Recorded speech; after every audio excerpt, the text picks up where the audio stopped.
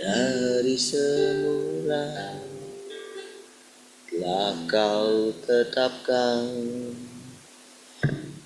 hidupku dalam tanganmu, dalam rencanamu Tuhan.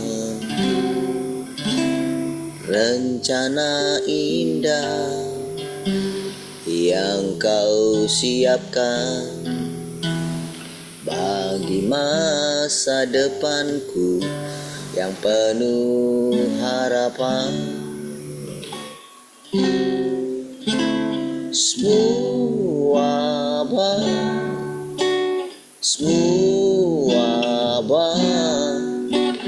apa yang telah kau perbuat di dalam hidupku, semua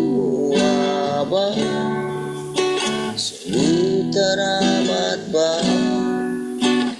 Kau jadikan hidupku berarti.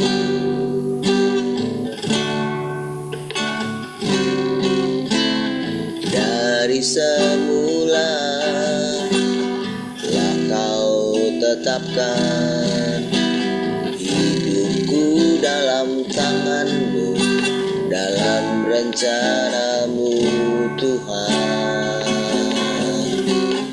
Rencana indah yang kau siapkan bagi masa depanku yang penuh harapan.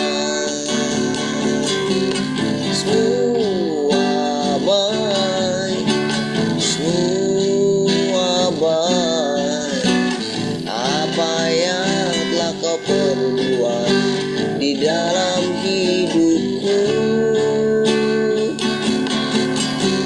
Semua baik, sungguh teramat baik. Kau jadikan hidupku berarti.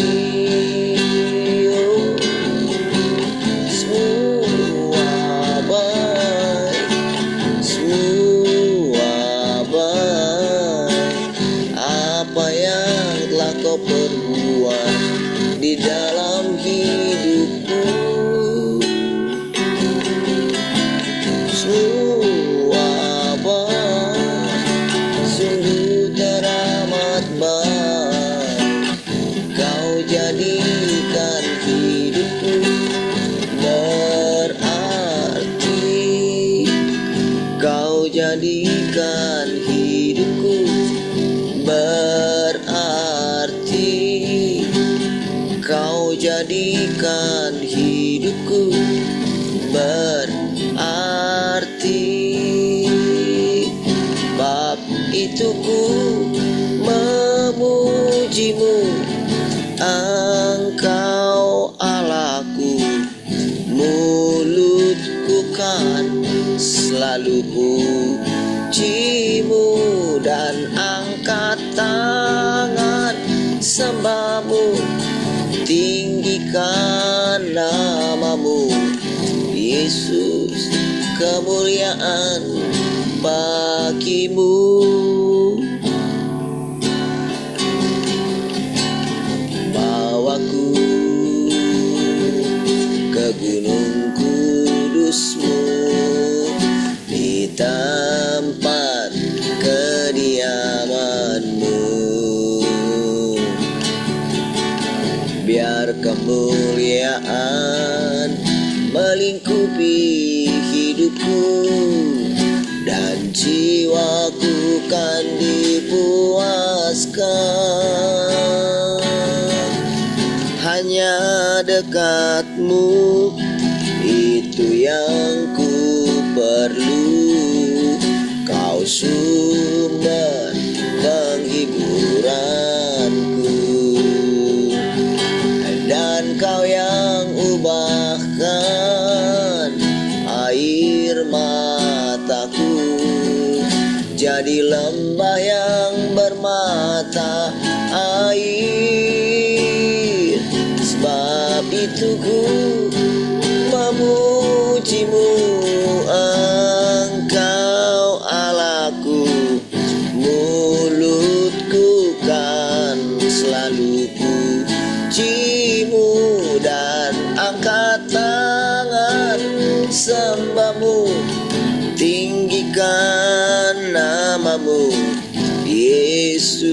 kemuliaan bagimu.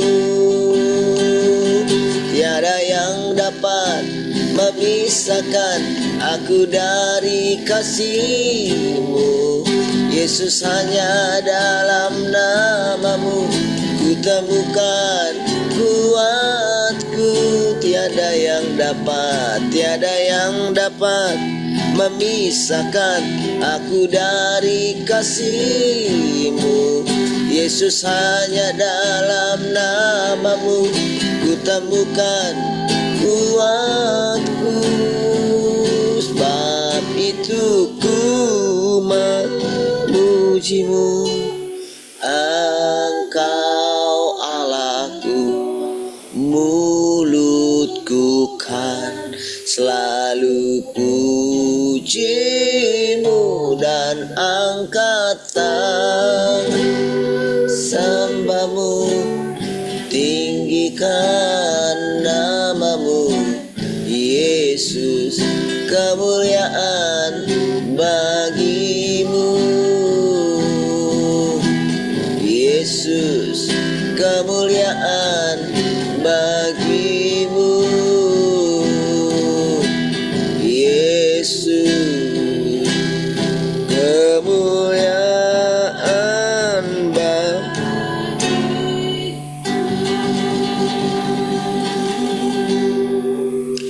Haleluya, terima kasih Tuhan. Kami bersyukur pagi hari ini karena kami kembali boleh bersekutu dengan Tuhan. Kembali kami tundukkan pikiran kami, perasaan kami, supaya kami dapat memahami perkara-perkara tentang Tuhan, tentang kehidupan yang harus kami jalani Tuhan. Terima kasih, lewat persekutuan ini kami percaya kami boleh merasakan hidupnya Tuhan kembali. Oh, terpujilah Tuhan. Mari silakan Tuhan, ajari kami dengan hikmat. Haleluya. Mari semua yang merindukan Tuhan sama-sama katakan amin. Baik, puji Tuhan, shalom semua, selamat pagi.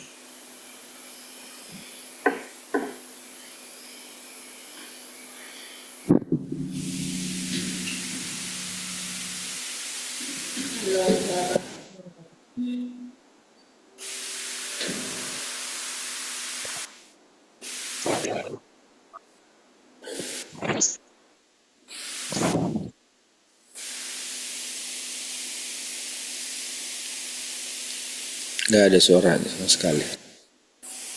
Selamat pagi semuanya. Selamat pagi. Angin. Shalom, selamat pagi semua.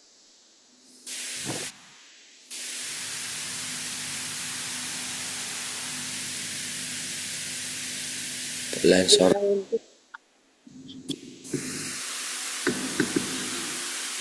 Kenapa, Hen? Kenapa? Ini angin. Gak jelas suaramu, Hen. Gak berisik, ada bunyi angin. Suara kalian kok pada lain-lain semua. Coba suara Matia. Shalom, selamat pagi semua. Kayak suara bindeng gitu. Emang bindeng ya suaranya.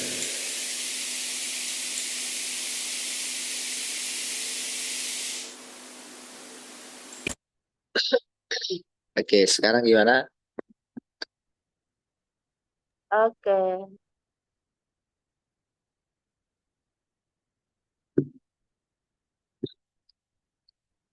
Cik 1-2. Baik. Ya. Kita mulai.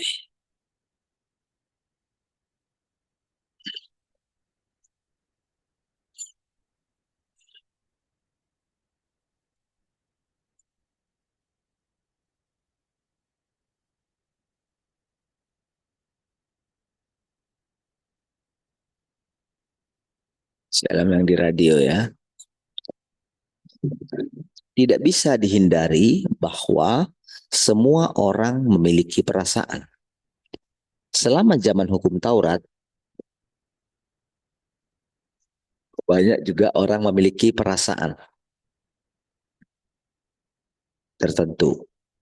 Tetapi kekeliruan dalam perasaan mereka lebih sedikit dibanding orang-orang pada zaman sekarang. Itu karena sebelumnya orang mampu melihat penampakan Yahweh. Mereka dapat melihat para utusan. Dan mereka juga mendapat mimpi. Nah, orang-orang pada zaman sekarang tidak mampu menyaksikan penglihatan atau para utusan. Sehingga kekeliruan dalam perasaan mereka telah berlipat ganda. Ya, makanya saudara sekarang itu kita dibawa kepada kenormalan gitu. Normal. Itu maksudnya ya. Supaya perasaan-perasaan. Jadi perasaan itu maksudnya eh,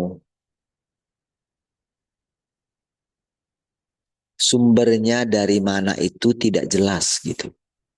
Kalau di masa yang lampau itu, di masa Taurat itu, para utusan dan nabi itu jelas gitu. Jadi mereka punya pengalaman itu sehingga ya boleh dibilang atmosfernya itu oh, masih jelas gitu.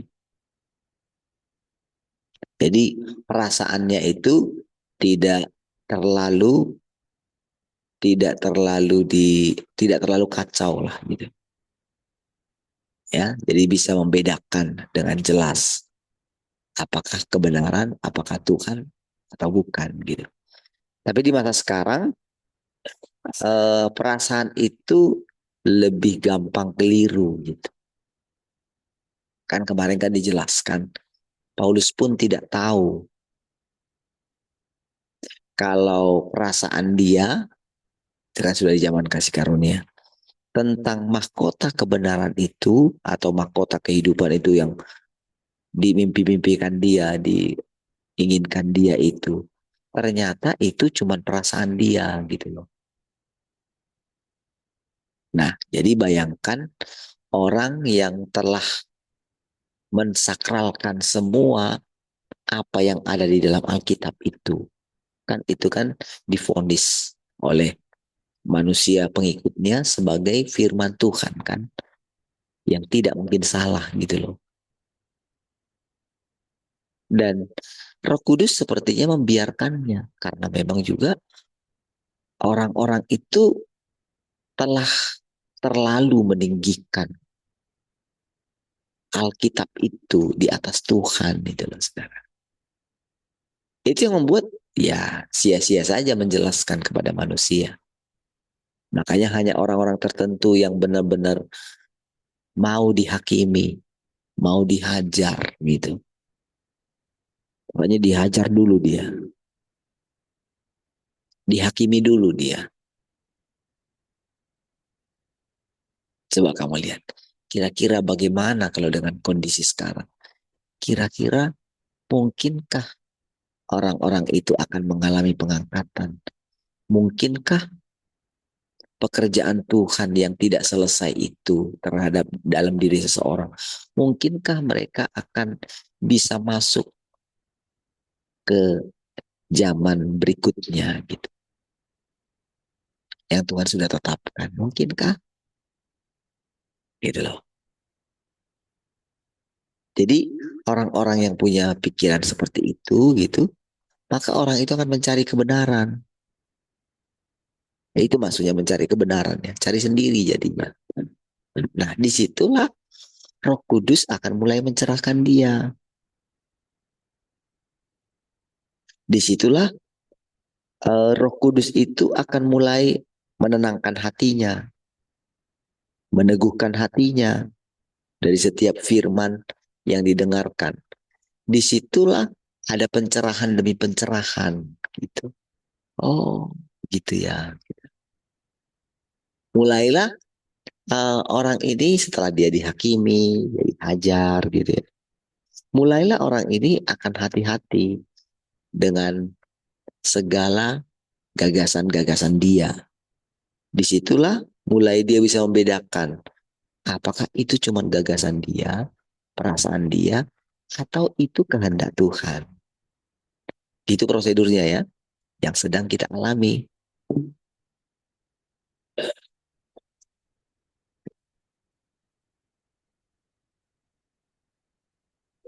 Supaya kita mengerti bagaimana caranya Tuhan menyelamatkan kita. Gitu.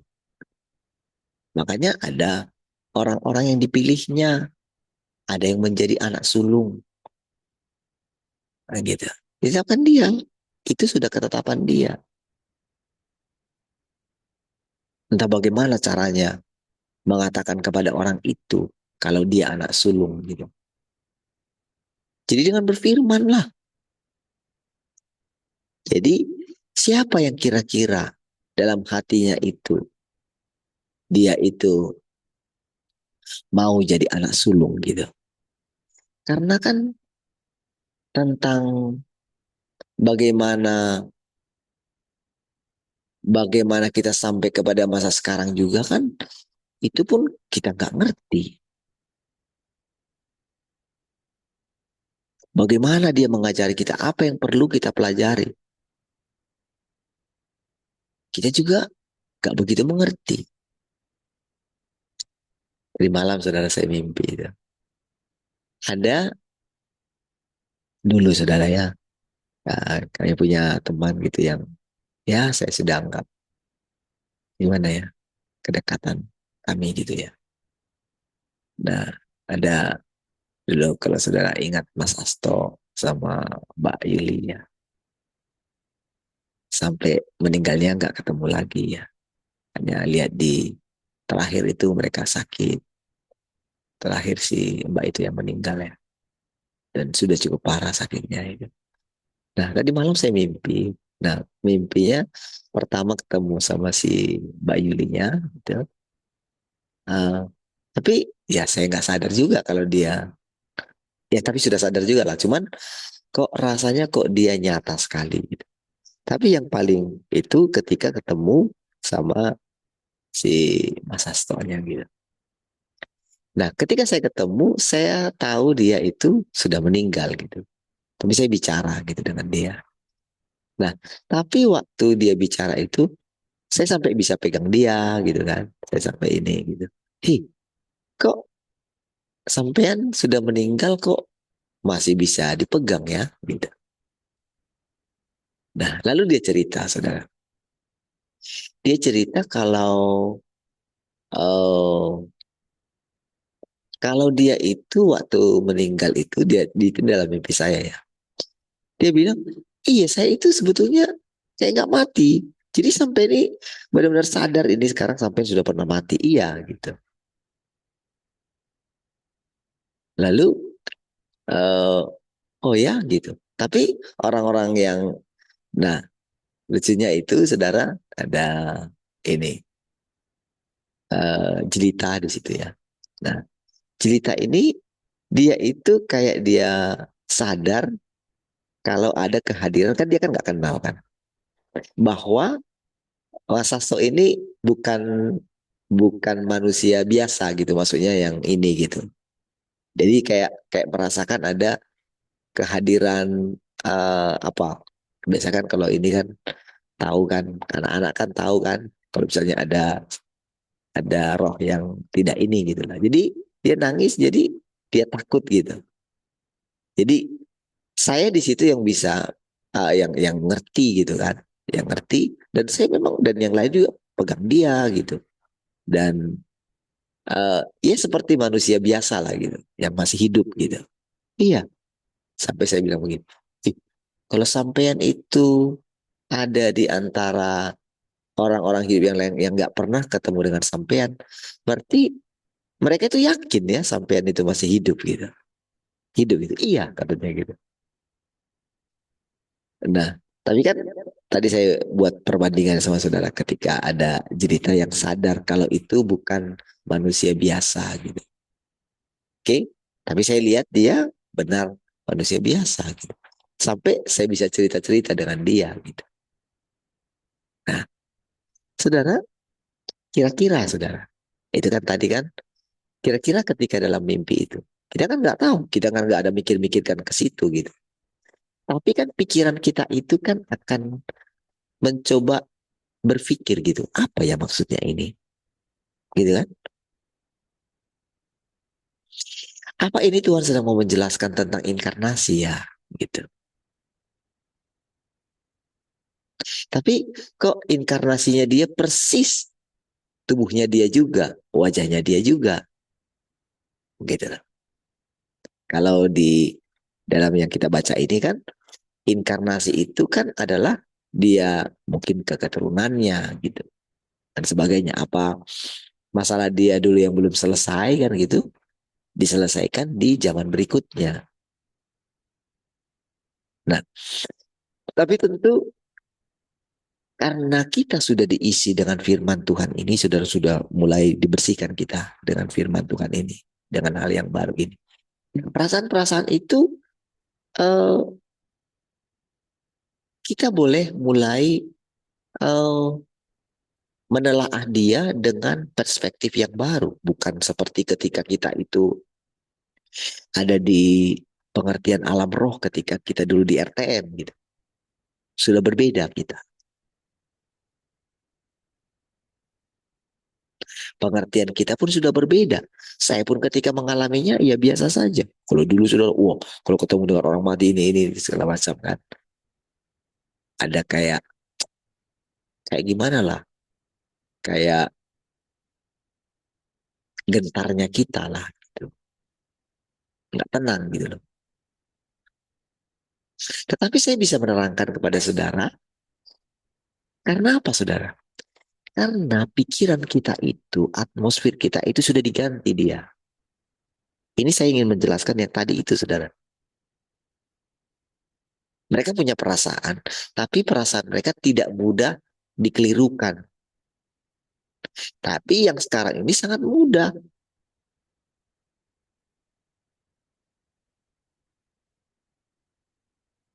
Makanya dulu kan ketika awalnya ingat nggak ibu kita bilang kayak gini, saya yakin loh dia yang datang loh Pak gitu. Dari pengalaman dia, jadi kemungkinan besar gitu bahwa pernyataan-pernyataan yang dialami oleh teman-teman kita, kemungkinan besar itu perasaan mereka dan keliru. Tapi bayangkan saudara, sulitnya mereka itu dikeluarkan dari situ. Karena apa? Itu nyaman. Karena itu mereka merasa diri mereka itu jadi sulit sekali uh, untuk mereka itu boleh mengalami bagaimana Tuhan itu sendiri datang kepada mereka. Gak ada yang bilang, oh itu ada Bapak itu di situ gitu. Bapak itu buat pesan begini begitu. Apakah begitu? Menurut firman Tuhan ini tidak begitu. Itu perasaan. Nah, kira-kira seperti itulah saudara, Tuhan itu mengajar kita perlahan saudara. Jadi ketika saya ceritakan tadi itu saudara, itu tentu saya tidak pernah punya mimpi seperti itu gitu. Nggak pernah. Yang nyata sekali sampai bisa bisa ada beberapa kejadian seperti itu gitu. Apa yang mau kira-kira kalau mimpi seperti itu? Apa kira-kira tujuannya? Apa yang mau diajarkan dia dalam pikiran saya? Nah, kira-kira seperti itulah saudara, kita itu nanti akan mengerti tentang apa itu alam roh gitu. Jadi tidak seperti tidak seperti generasi sebelumnya. Saudara, kitab Wahyu itu sudah diartikan oleh banyak apa namanya, sudah diinterpretasikan banyak hal gitu. Dan itu saling berbeda satu dengan yang lain, saudara. Dan sudah berapa ribu tahun, saudara. Di setiap zaman, seperti ada orang melihat gambaran daripada kitab Wahyu itu. Karena apa? atmosfer daripada orang-orang itu telah dipengaruhi oleh penglihatan itu gitu. Sehingga di setiap zaman, di setiap generasi, makna daripada penglihatan di kitab Wahyu itu selalu kelihatan. Selalu gitu. Coba saja baca uh, bagaimana para pendeta-pendeta itu menjelaskan tentang kejadian yang ada di California itu, Los Angeles itu. Seperti itu kan? Dan sudah berapa kali kejadian-kejadian malapetaka, bencana, selalu mereka menyimpulkan Tuhan sudah sangat-sangat-sangat dekat mendatang. Coba lihat,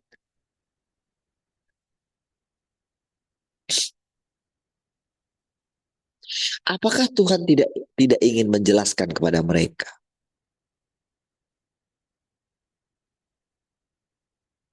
Tentu saudara, kalau saudara perhatikan ya,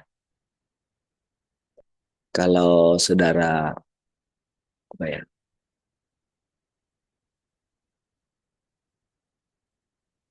lihat bagaimana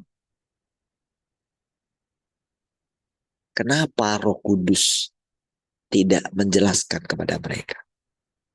Mau bagaimana menjelaskan? Bahwa mereka itu sudah dikuasai pikirannya, tidak mau keluar dari situ.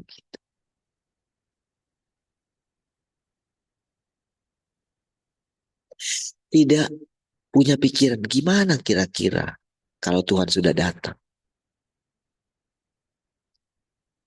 Masa istilahnya dari sudah ribuan tahun, masa kayak kayak dunia ini kayak yang menguasai pikiran kita gitu. Kok kita merasa jadinya orang Kristen itu kayak gimana ya? Kayak jadi bahan olok-olokan dunia ini, saudara. Kan sama saja sekarang. Coba saja perhatikan, saudara. Setiap agama itu rasanya sudah hampir sama. Sama saja. Sama-sama dalam kebingungan. Gitu. Iya, ya cuma sedikit. Orang Kristen itu ya agak lebih unggul lah sedikit. Sedikit. Ya.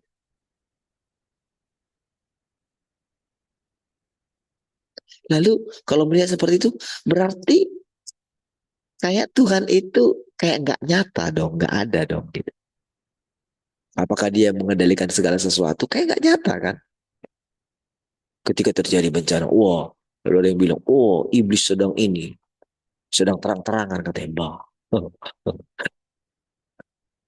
Karena kita ikutin, saudara. Nah, di sinilah saudara kita secara perlahan, kalau saudara mengerti gitu ya, bagaimana langkah-langkah Tuhan itu, saudara, menuntun kita.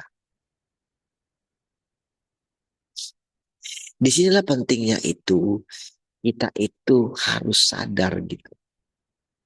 Kalau kita itu dipilihnya, kita harus apa ya, mulai uh, sadar kalau derajat kita itu diangkatnya gitu loh. Diangkatnya secara perlahan. Supaya kita tidak lagi selalu menganggap diri kita itu kayak, ya sudahlah hanya dengarkan. Terus nggak ada tujuan. Gitu. Ada tujuan yang sangat jelas. Tuhan ingin menyatakan pemerintahannya melalui kita. Tapi perlu dijelaskan dia apa arti memerintah. Memerintah itu bukan jadi bos.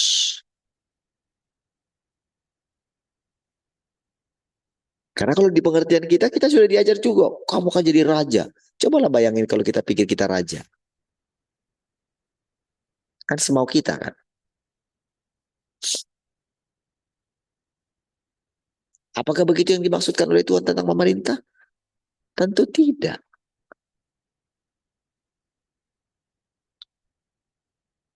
Walaupun Tuhan memerintah, tapi coba lihat, segala sesuatu seperti dibiarkan begitu saja.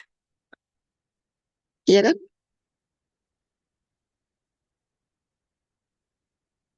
Orang sudah tidak menganggap Tuhan. Sebelum kejadian itu, saudara, ada artis-artis itu buat voting gitu, pemilihan. Lalu disisipkan satu tentang vote ingat Tuhan gitu. Jadi ada si ini vote si ini gitu kan. Banyaklah pilihannya gitu. Sementara yang memvote Tuhan tidak ada gitu.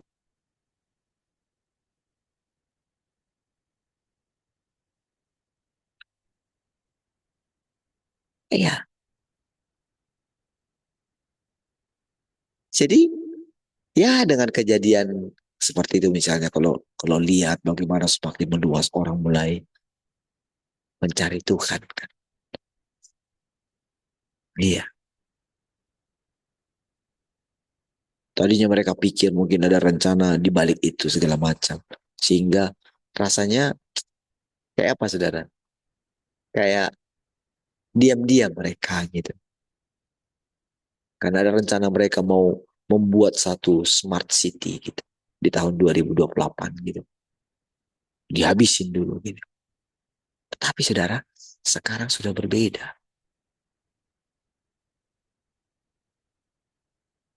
Trump bilang, ini lebih kejadian kebakaran di LA ini sudah lebih parah daripada ketika bom nuklir dijatuhkan. Dia ngomong seperti itu. Yang tadinya mereka pikir mereka bisa prediksi, makin meluas.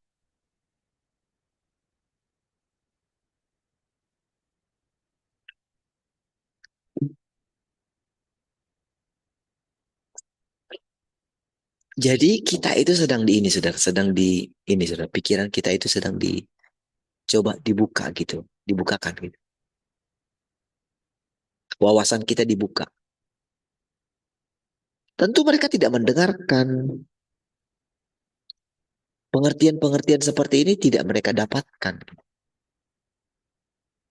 Iya, kalau mereka itu hanya menunggu pengangkatan, saudara, mereka tidak akan pernah berpikir tentang apa yang Tuhan akan lakukan. Tapi karena kita ini terus memandang kepada Tuhan, mengakui kalau Dia Tuhan yang Maha Kuasa, mengakui kalau Dia itu Tuhan yang akan memberikan penjelasan, Tuhan sendiri menjelaskan kepada kita. Coba kira-kira, apa pikiranmu? Apa yang kau pikirkan kalau Tuhan itu sendiri setiap hari datang kepada kita? Datang di sini menjelaskan kepada kita. Coba, sadarkah saudara? Oh, kita nggak merasakan sesuatu yang adikodrati. Makanya seperti ketika saya jelaskan mimpi tadi, ya, saya itu punya pikiran. Oh ya, bisakah memang seperti itu nantinya gitu? Who knows? Siapa yang tahu? Iya, saya itu begitu jelas sekali, saudara. Dulu saya selalu terpikir, gimana ya anak mereka ya? Bagaimana ya anak itu bisa menjalani kehidupan sendirian seperti itu ya? Di masa yang dia masih sangat muda, nggak ada papinya, nggak ada maminya, gitu.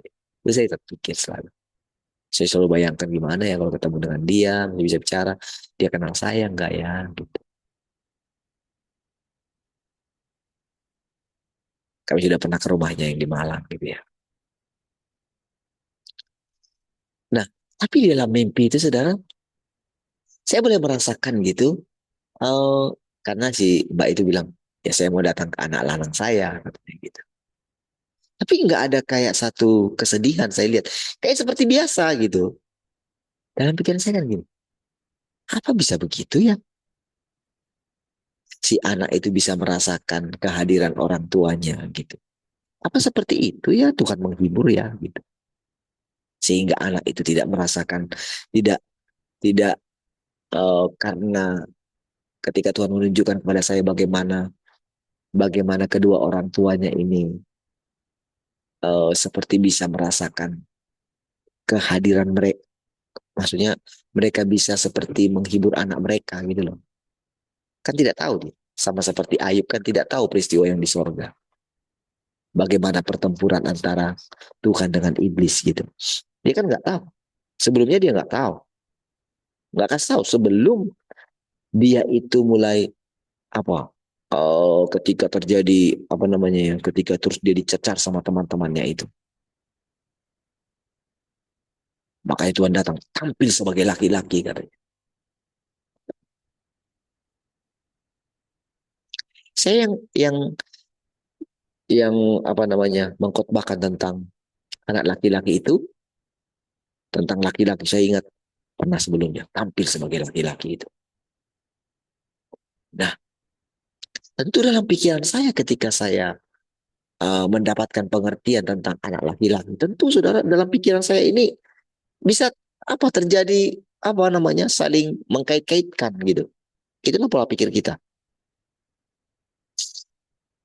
Itulah namanya kita itu mendapatkan hikmat, mengkaitkan satu dengan yang lain loh saudara.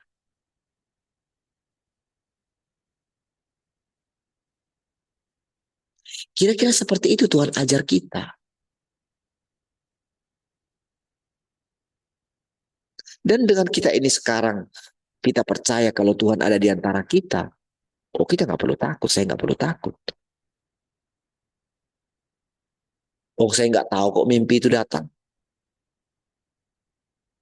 Saya mana mikir-mikir tentang itu.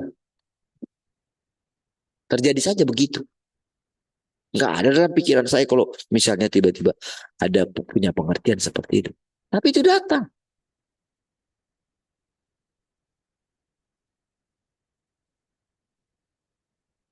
Sama seperti saudara, ketika orang mulai memimpikan, ketika ada orang mengatakan besi akan terbang. Dulu saudara itu diejek dia. Iya, gimana? Terus saudara idenya itu, gagasannya itu terus dikembangkan sama dia. Sampai akhirnya besi pun terbang.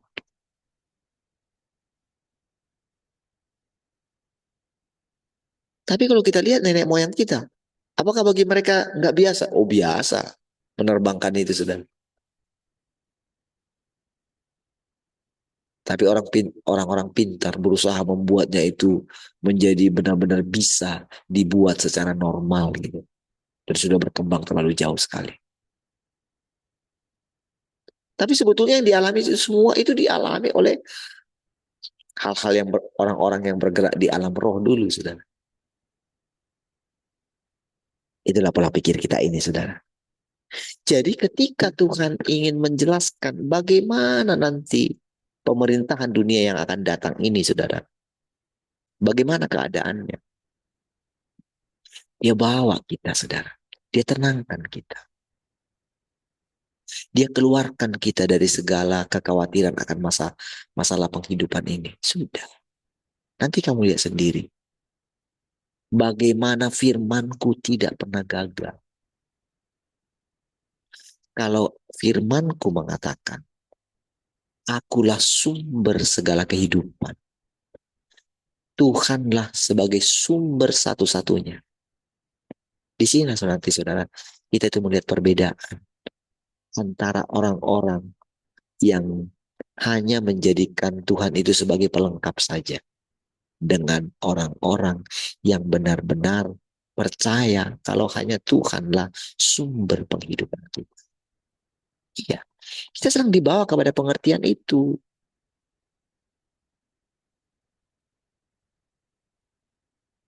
Terus dengan berkata-kata seperti ini, saudara, ketika kita membicarakan tentang Tuhan, ketika kita percaya Tuhan itu yang ngajar kita setiap hari, disitulah sebetulnya arti benar-benar tunduk kepada Tuhan. Iya, kita mempersilahkan dia. Kita tidak membatasi Tuhan. Misalnya dengan seperti yang tadi saya katakan sama saudara. Siapa yang akan menjelaskan kepada kita tentang mimpi saya itu? Siapa? Siapa yang akan menjelaskan? Ah, itu bukan mimpi aja lah kamu. Sudah lah, gak usah pikir yang terlalu jauh. Tapi karena kita punya Tuhan, dan Tuhan itu nyata di antara kita. Mau bagaimanapun dia akan jelaskan kepada kita. Tergantung apakah itu perlu. Kita nggak tahu kan apakah itu perlu atau enggak. Mana tahu kita, mana tahu saya. Ya kan? Tapi ketika saya sudah bilang, saya sudah ngomong, saya sudah ceritakan, disitulah kita melihat bagaimana Tuhan mencoba menjelaskannya. Iya, saya kan bebas, saudara bicara itu kan saya bebas, saudara.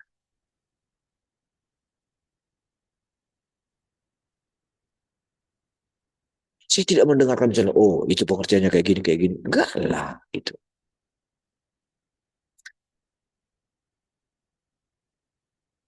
Saya bebas bicara gitu.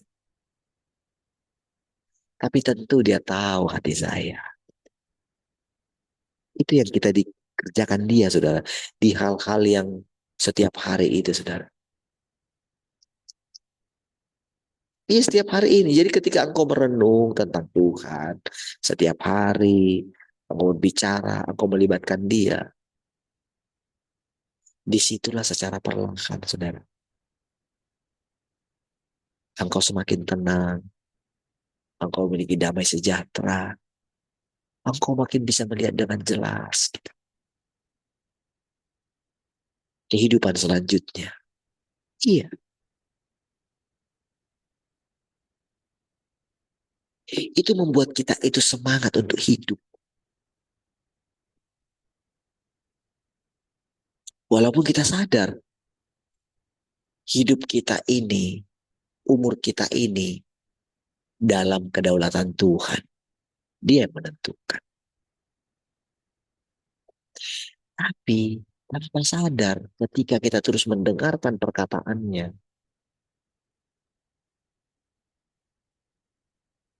itu akan kita akan hidup terus, saudara. Iya,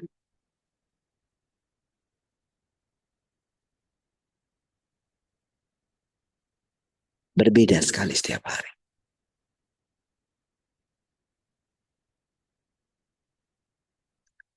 Baik, ketika orang-orang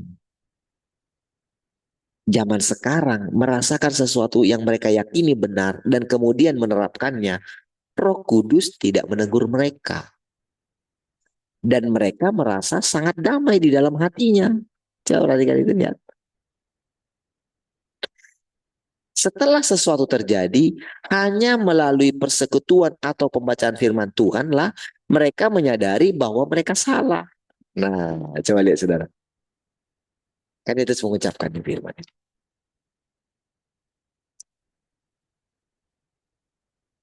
Mana mungkin saudara, mereka itu bisa ditegur oleh firman ini kalau mereka tidak percaya kalau Tuhan sudah datang.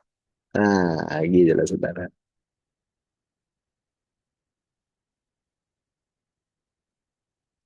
Seperti itu saudara prosesnya. Orang-orang di zaman mula-mula gereja itu saudara. Sebelum mereka membuka, sebelum kekristenan itu menjadi satu, bahkan sudah mengisi dunia saudara. Di zaman itu saudara. Iya, sampai sekarang kan. Kekristenan itu menguasai hampir 2/3 dari dunia ini saudara.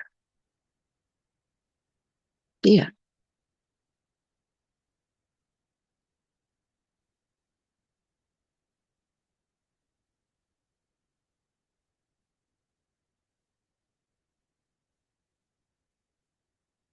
ketika pada waktu itu saudara, siapakah orang ini? Selalu mereka begitu, murid-muridnya, siapa sih orang ini?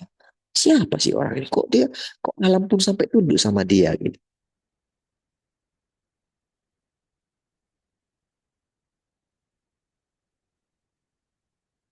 Mereka nggak ngerti kalau itu adalah Mesias, Tuhan itu sendiri. Ketika Tuhan datang kedua kali, justru orang-orang Kristen, nah gitu ya, tanda kutip ya, yang menolak kedatangan Tuhan yang kedua kali. Iya, jadi mengenai bagaimana kita sampai bisa percaya kalau Tuhan sudah datang, nggak terpikirkan. Saudara. Bagaimana orang yang saudara lihat ini dipilihnya untuk menyatakan tentang Tuhan itu. Saya pun nggak bisa memikirkannya. Itulah saudara. Ajaib sekali, saudara. Anugerah sekali sudah sampai hari ini kita dibawanya, saudara.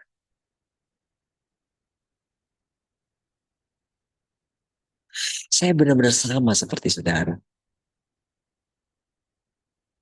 Sekarang ketika saya mengatakan bahwa Tuhan itu ada di antara kita, saya tidak merasa tersanjung dengan itu, saudara.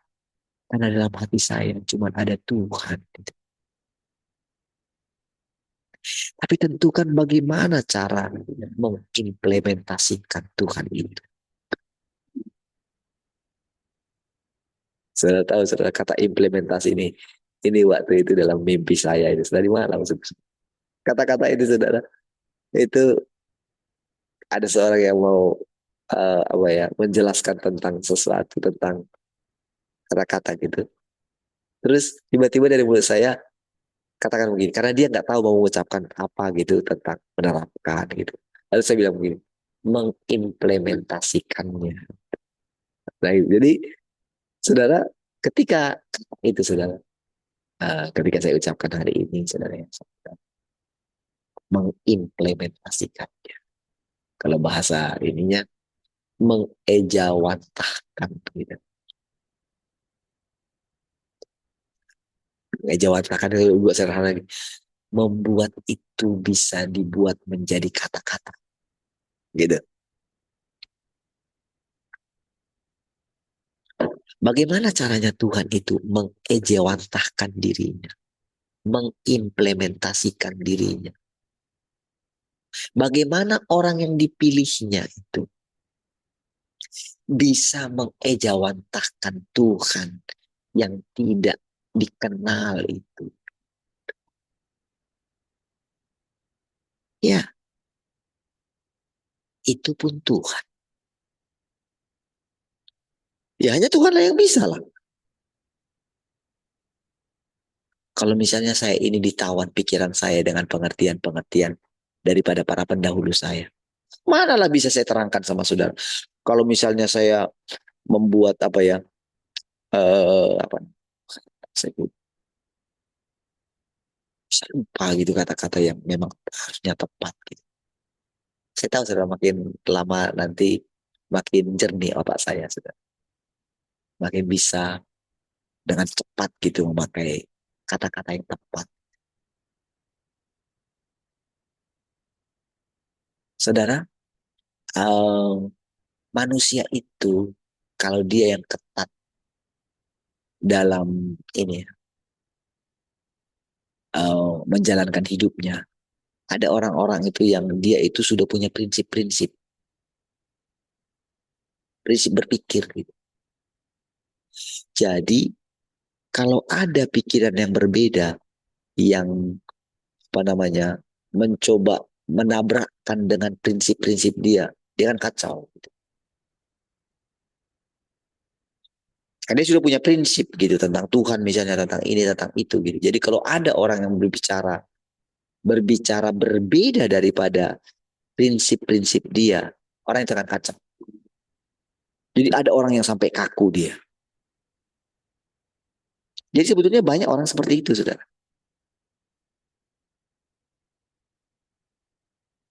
Khususnya kalau dia itu sudah sampai mencapai gelar doktor gitu. Oh, nggak bisa diajarin.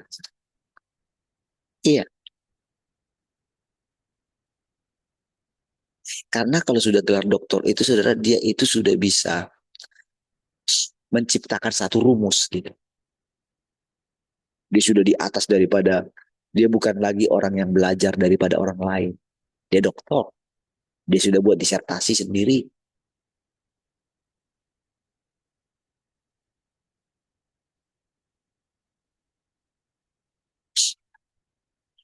Tapi sekarang kita ini diajar oleh Tuhan yang tak kelihatan. Gimana caranya sampai saya bisa bicara, sampai saya yakin yang keluar dari mulut saya adalah firman Tuhan. Gimana caranya?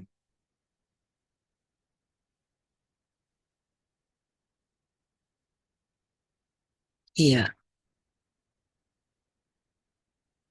dari firman Tuhan ini pun kita jelas-jelas, saudara. Jelas-jelas kita itu dikasih satu aturan-aturan yang sangat ketat juga. Tapi kira-kira kalau Tuhan itu yang sendiri yang bicarakan firman ini, ketika dia mengatakan, saya hanya melakukan bagian yang disuruhkan kepada saya. Apakah dengan itu kita bisa mengenal Tuhan itu, Tuhan yang di surga itu secara jelas? Ini sebagian.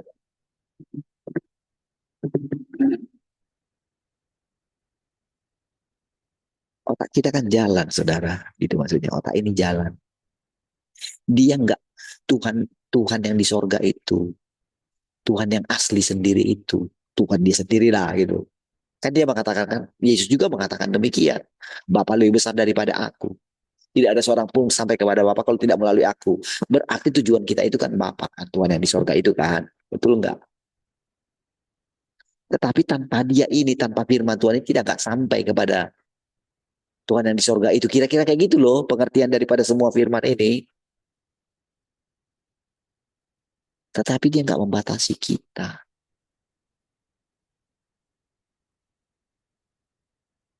Bagaimana saya bisa akan melaksanakan tugas yang diperintahkan kepada saya?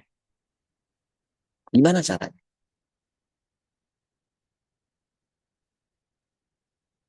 Gimana caranya? Hanya Tuhan yang tahu. Disitulah setiap orang yang mau mengejawantahkan Tuhan itu. Disitulah dia diajarkan pelatihan-pelatihan dasar. Disitulah saudara, orang ini bisa mendengarkan siapapun.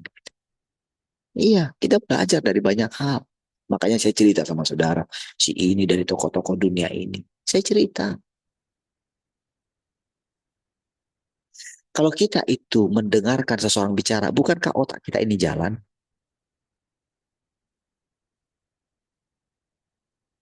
Bukankah otak kita ini berpikir?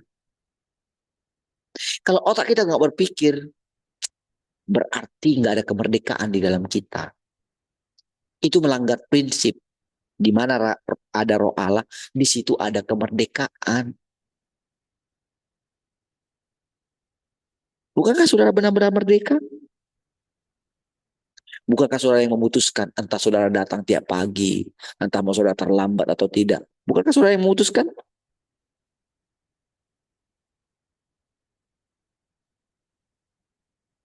Apakah saya berhak memarah-marahin saudara? Kenapa datang jam sekian? Kenapa begini? Kenapa? Saya nggak berhak kan? Kalau saya mengatakan saya nggak berhak, kayak Tuhan nggak berhak kan? Betul nggak? Tapi kalau saudara mendisiplinkan diri saudara, bukankah saudara akan mendapatkan lebih banyak tentang Tuhan? Betul nggak? Tapi walau apapun yang engkau ambil putusan, tetap Tuhan bilang, ya terima kasih kamu datang. Karena dengan kamu datang walaupun terlambat, itu mengurangi sedikit bebanku. Iya,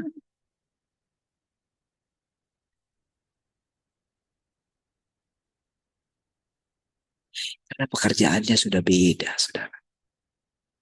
Dan pekerjaan itu makin lama makin cepat. Makanya pikiranmu, pikiranmu tuh harus cepat bertumbuh dia. Cepat. Kalau dia mengatakan, aku tidak akan menunggumu katanya. Bukan berarti Tuhan gak menunggu.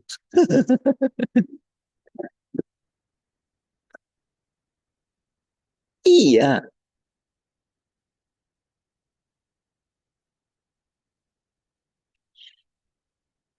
dia itu seperti cepat, tapi seperti lambat. Nah, gimana saudara? Saudara mengerti itu, saudara. Rasanya sudah diburu-buru, tapi saudara masih bisa santai. Ya, karena dia ingin kita menikmati setiap detailnya. Apa yang mau kita buru, saudara? Kalau hidup nggak habis-habis, mau buru apa, saudara?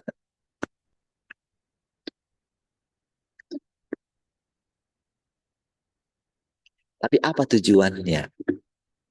Kalau dia mengatakan waktunya dipersingkat. Dari dulu, so, kalau waktunya. Itu sudah 2000 tahun yang lalu firman itu, saudara. Sampai sekarang mereka tidak melihat Tuhan datang loh, saudara. 2000 tahun nih.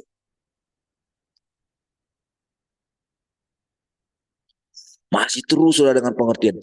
Tubuh kita akan diubahkan. Gimana tubuhnya diubahkan sementara munafik gitu. Ketika terjadi peristiwa takut gitu. Macam mana, saudara? Apakah nenek moyang mereka para rasul-rasul, apakah mereka mengenal rasa takut akan kematian? Mana? Apakah mereka memikirkan, wah bagaimana kehidupan mereka, bagaimana, wah nanti tidak akan lagi menghargai mereka. Apakah para rasul itu mereka itu mempunyai gereja itu? Apakah mereka sewenang-wenang jadi raja? Tidak kan? Lalu bagaimana orang-orang sekarang yang sewenang-wenang dia di dalam gereja itu gitu? Dia ngatur semua gitu.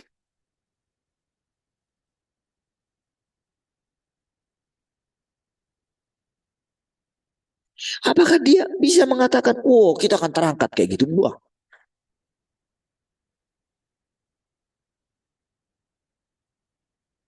bagaimana terus mereka berusaha ingin menjaga jemaatnya? Kalau ada jemaatnya sudah mulai pindah gitu, apa gitu, mulai dimarah-marahin gitu. Lah, apakah Tuhan Yesus seperti itu dulu? Tidak kan?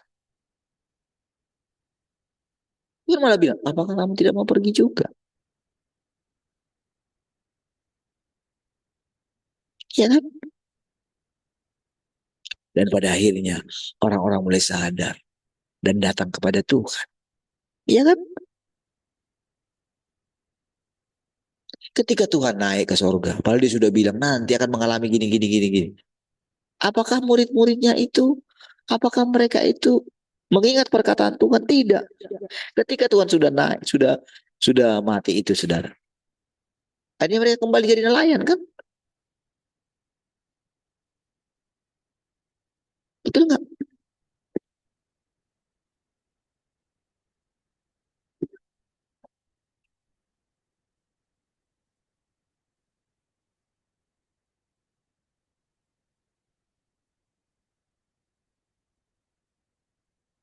Lalu Tuhan harus mendatangi mereka kembali.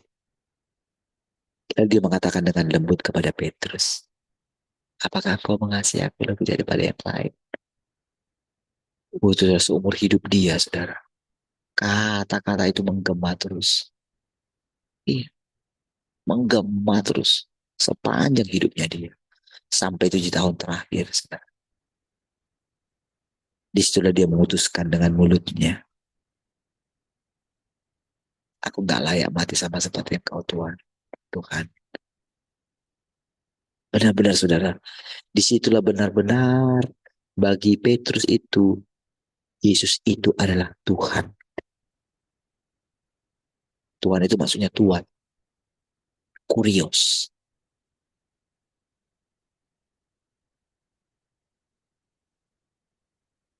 Penguasa hidupnya. Iya.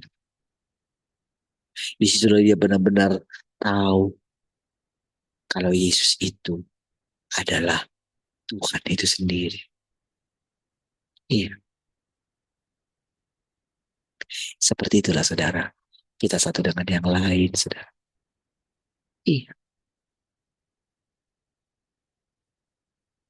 Apakah Tuhan Yesus memaksa Petrus? Apakah dengan kuasanya Tuhan Yesus memaksa Petrus untuk memanggil dia Tuhan? Tidak. Tapi apa yang dilakukan oleh Tuhan Yesus itu kepada dia? Itu benar-benar saudara, perkataan itu menggema, saudara. Iya, saudara. Disitulah kita melihat, saudara, Tuhan di dalam diri orang-orang.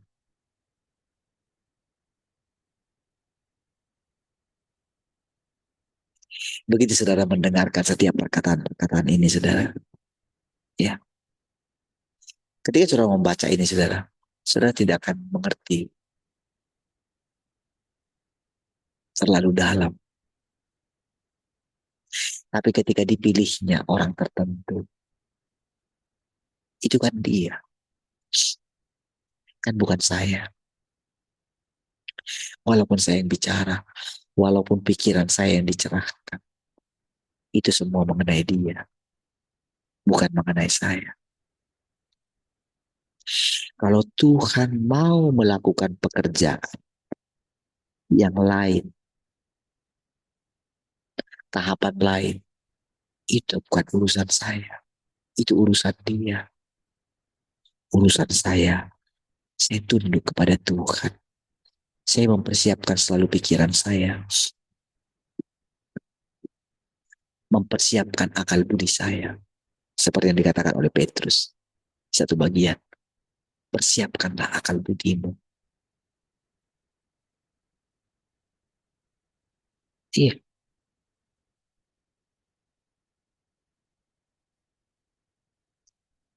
saudara, kalau kita melihat Tuhan yang sekarang itu, saudara, ya, kalau saudara perhatikan baik-baik dengan jelas,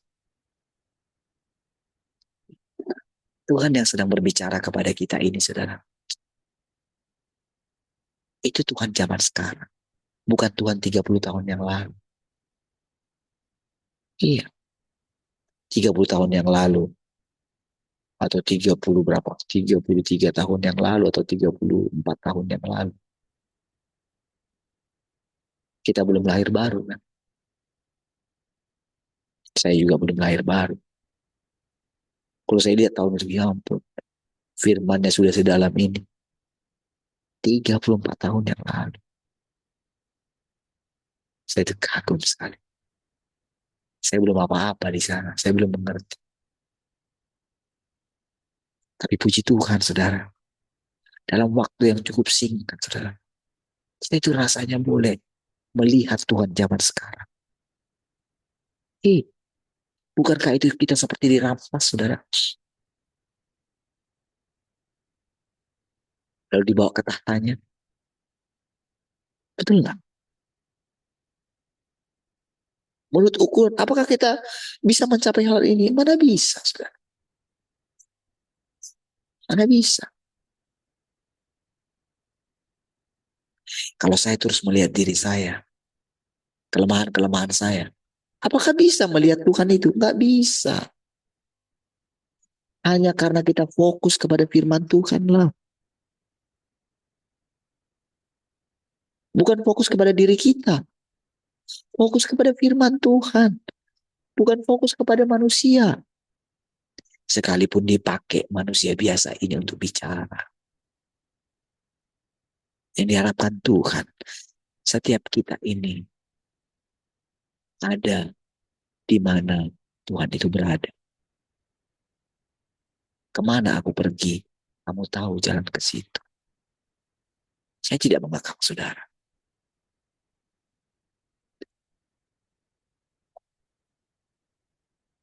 Saya tidak menahan, saudara. Iya, yang menghakimi saudara adalah Tuhan, bukan saya.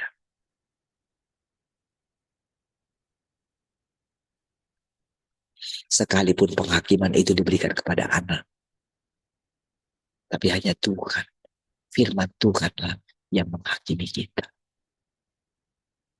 Itulah saudara. Sehingga masing-masing kita di sini, saudara, saya nggak perlu meninggikan diri dengan saudara.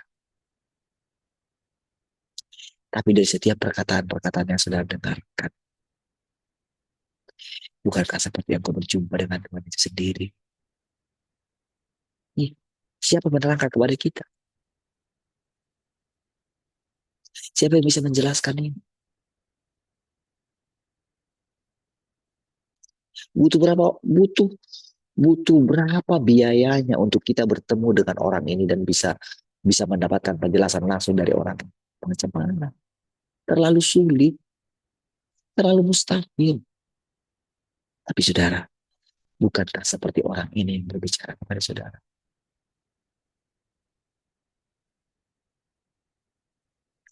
Bahkan orang yang datang sesudah ini. Iya, tentu orang yang datang sesudah ini, tentu dia harus sama dengan orang ini.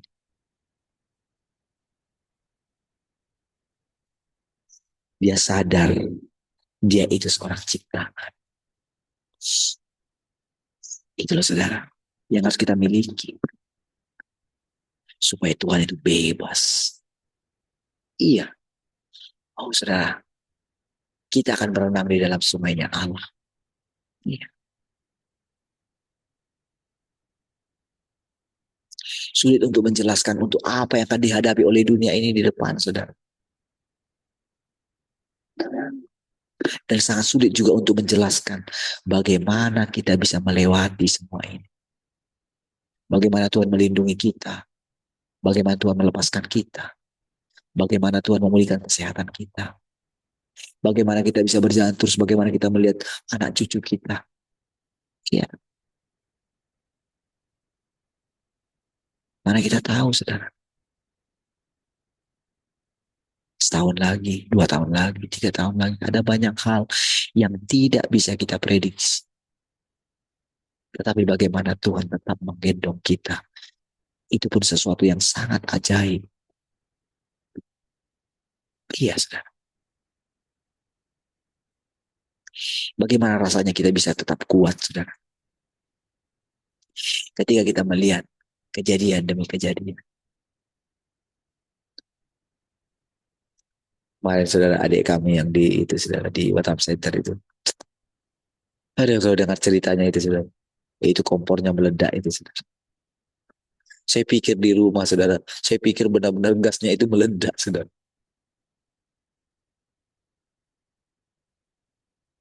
Memang apinya besar gitu. Dan suaminya itu harus telepon saya gimana ini bang ini pulang atau enggak gitu. Tahu lah saudara kalau buru kombing kan keras kali saudara. Pulang. Bayangkan sudah dalam keadaan itu dalam keadaan karena dia takut rumah karena kan mereka sewa di situ baru pindah ke situ. Jadi kompornya itu ada 3 yang menyala gitu. Jadi waktu dia pasang pasang apa itu bocor gitu langsung nyambar apinya gitu. Jadi dalam keadaan hidup si tabung ini si kompornya itu diseret sama dia dalam keadaan nyala, diseret dia keluar masih masih bisa padahal itu sudah kena dia langsung saudara apinya itu pertama.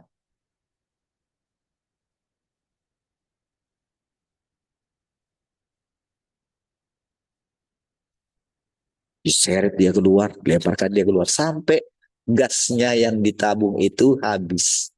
Orang-orang pun nggak berani mendekatinya. Sudah dikasih air apa namanya anduk yang basah gitu, kain yang basah gitu, nggak mati-mati sampai habis lah itu, nggak meledak. Saya pikir meledak gitu. Ternyata apinya ini. Tapi sudah ketika dia bilang, dia sudah sampai dari kakinya itu kena bakar gitu, sampai ke ini sudah melepuh gitu, sampai di pahanya itu. Saudara, ketika saya ingat, saya sudah di sana, sudah tenang gitu. Saya nggak kasih tahu sebetulnya sama adik-adik saya yang lain, saya nggak kasih tahu, sehingga tahunya adik saya itu dari yang lain gitu. Saya juga nggak terpikir mau kasih tahu lagi, gitu kan. Tapi saudara, saya melihat gitu, iya itu.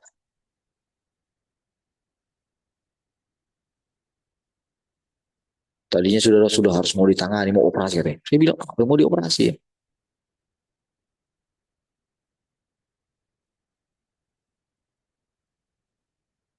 Oh, mungkin mau dibersihkan jaringan-jaringan apanya gitu, saudara. Dan ketika kemarin saya datang lagi ke sana gitu kan, sore siang-siang, saya lihat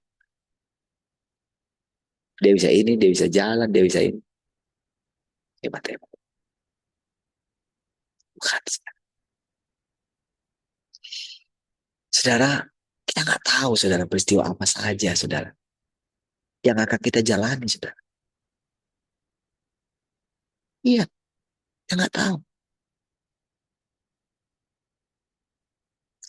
Tapi saudara, kalau kita terus percaya Tuhan itu nyata, kita akui dan kita terapkan, kita implementasikan dalam kehidupan kita. Lihatlah, Tuhan yang melindungi, Tuhan yang menjaga, Tuhan yang memelihara, itu sangat nyata di antara kita. Percaya. Iya, teruslah bersuka cita. Paksa dirimu, walaupun rasanya sakit untuk tetap percaya kalau Tuhan itu pelihara.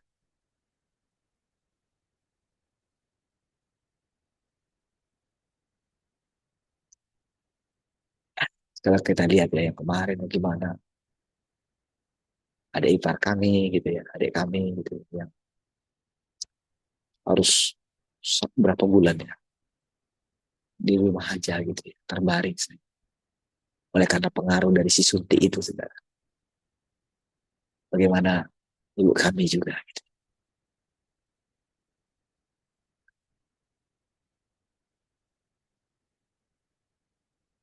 Bagaimana kemarin anak adik kami yang di kampung yang bungsu itu saudara. Oh, doakan ya Pak, doakan ya kakak abang seperti itu. Karena didiagnosa TBC katanya.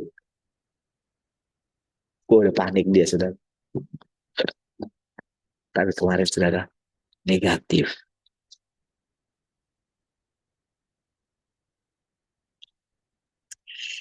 Saudara, dengan itu apa ya?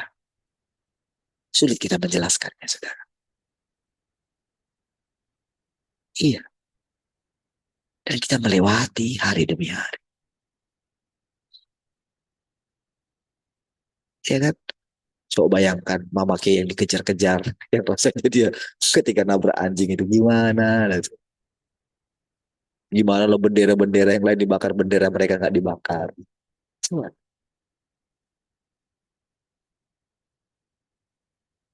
bagaimana sekarang Papa K itu di Malang, terus mereka di sana gimana lagi? Ada suami saja takut, gimana kalau nggak ada suami? Hebatnya Tuhan itu saudara. Sulit terjelaskan ya. Kalau kita bisa hidup sampai dengan hari ini, itu bukti Tuhan sangat nyata dalam hidup kita. Percaya, terapkanlah. Jangan gelisah hati, tenangkan hati. Tetaplah bersuka cita. Mari kita berdoa. Terima kasih Tuhan. Kami bersyukur untuk persekutuan ini. Kami boleh merasakan kehadiranmu yang nyata setiap hari. Terpujilah Tuhan. Haleluya. Mari semua yang mengasihi Tuhan sama-sama katakan. Amin. Tuhan memberkati.